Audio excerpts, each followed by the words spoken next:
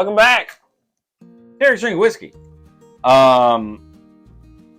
This is another bottle that I was very excited about that actually you didn't buy. We tend to buy the same thing because I got burnt. You did get burnt, or would you say you got scorched? I got scorched. So Ardbeg Scotch, one of my favorites. Every year they do. They have a committee. And the committee does a special release. So there's been two versions of it. There's a cask strength version and then a layman's version at 92. So last year was Scorched. Eric did a review on it. Not great, my dude. Just kind of lackluster. It was okay. They've done a couple other ones. Ardbeg Black. Ardbeg. And there's another one called Fermentuation. That was this year's, I think. So this one was last year's, 2022. Yep. This is called Ardcore. So apparently the Ardbeg team has a lot of kind of punk rock aficionados in their midst. So this kind of edgy. It's got zippers and plaid, you know. Richard Sloan, this is for you. Yeah, right. Punk rock god. What makes this different is it's created with black malt barley. So it talks about dark chocolate and brittle toffee and aniseed and charcoal and a whole bunch of other stuff. I really don't pay tasting notes on the bottle any mind, so we're just going to dive into this ourselves and see what we get from it. And I've never had this, so this is fresh for me. To be fair, when I had this, I was 2 weeks recovering from COVID. There you go. And had about half my taste buds firing. So out of the big three that we consider on Isla, drips every time. Got a drippy dong, eh? It drips when it should. Out of the big three, oh man, that was good. That we consider on Isla, between Lagavulin, Lafroig, and Ardbeg. I would consider Lagavulin to be the sherried expertise of the three. Mm-hmm. Lafroig to be the smoke expertise of the three. And Ardbeg to be the peaty expertise of the peat brine expertise of the three. They're completely three different peaty whiskeys. All right? So,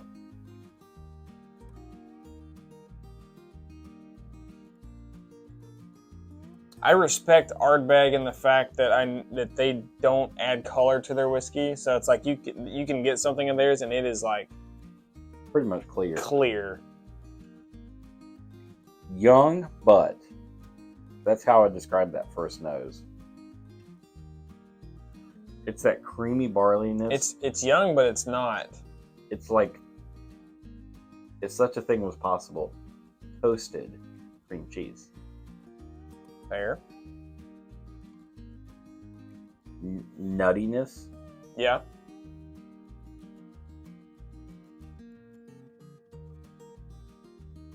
Like a bacony note.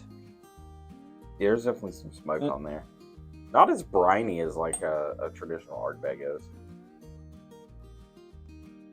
Like a lemon peel, lemon zest. Yeah, there's a tartness to it. And not campfire ash, but like charcoal.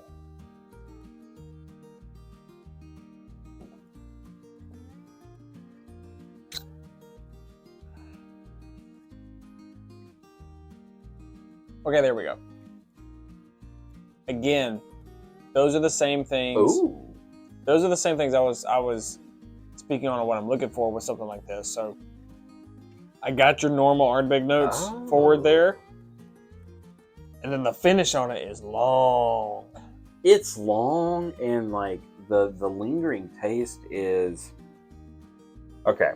You know when you have like an Asian dish that has maybe just a hint too much sesame oil, and like that's kind of the lingering note. Mm-hmm.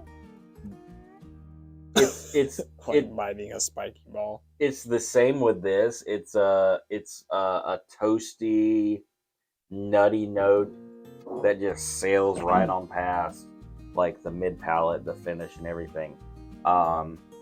There's some nice black pepper to it.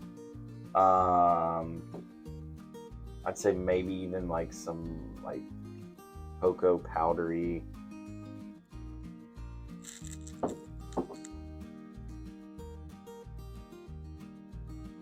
It's, dare I say, tame for an Ardbeg. For the things that make Ardbeg what I love, it's tame. It's really like bready.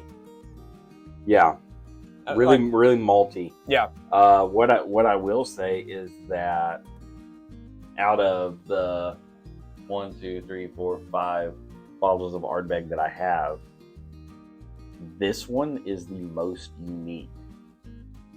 And I don't think you could say that about Scorch.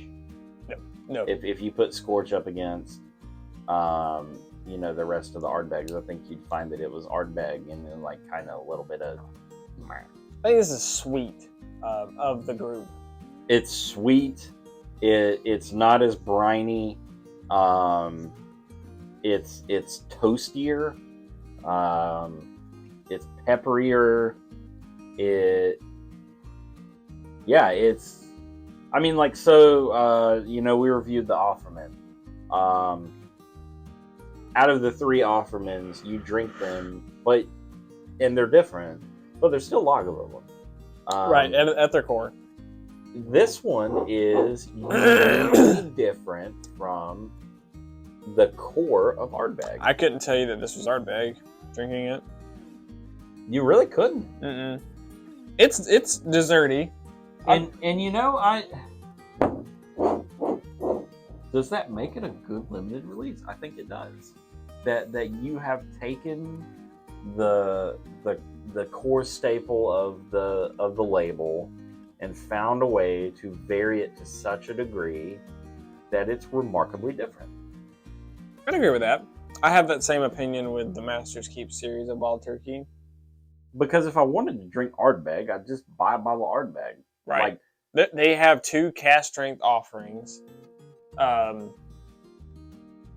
Sub $100 that will tickle anybody's like palate when it comes to punching you in the throat. This is elegant.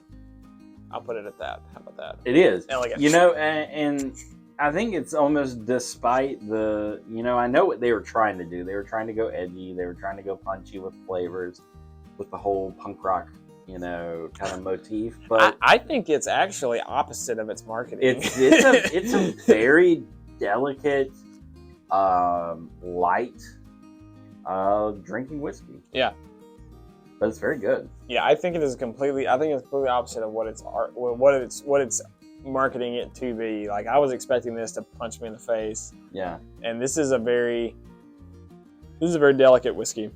I think Ardbeg redeemed themselves from last year.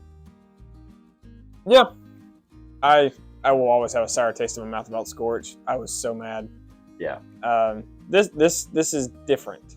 Well, I am not gonna concede that this is something that I would purchase. Right. But I like this better as a release than that one. This was a unique take on the whiskey. Well, I think it's telling that one of the stores we went to today, there was a bottle of this on the shelf right next to a bottle of Scorch still. Yeah. Take that for what it is. There you go. All right. You're on YouTube with us. Go ahead and subscribe if you haven't already and turn on those notifications so you can know when we drop new content. We do have a link tree here in YouTube in our bio that points you everywhere else, but save you some time. We're on Facebook and Instagram, Eric's Drink Whiskey in both places. We also have a podcast, Eric's Drink Whiskey Non-Chill Filtered, that obviously we've not been able to get on much like the YouTube channel in the last year, but that's going to be firing back up pretty soon.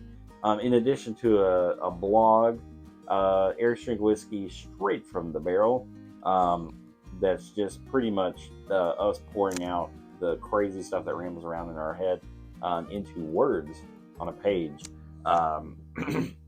So both of those are kind of our pet projects that accompany the YouTube channel, because you just can't stop us, you can't take us anywhere. So thanks for sticking with us. We really appreciate it, and until next time, cheers.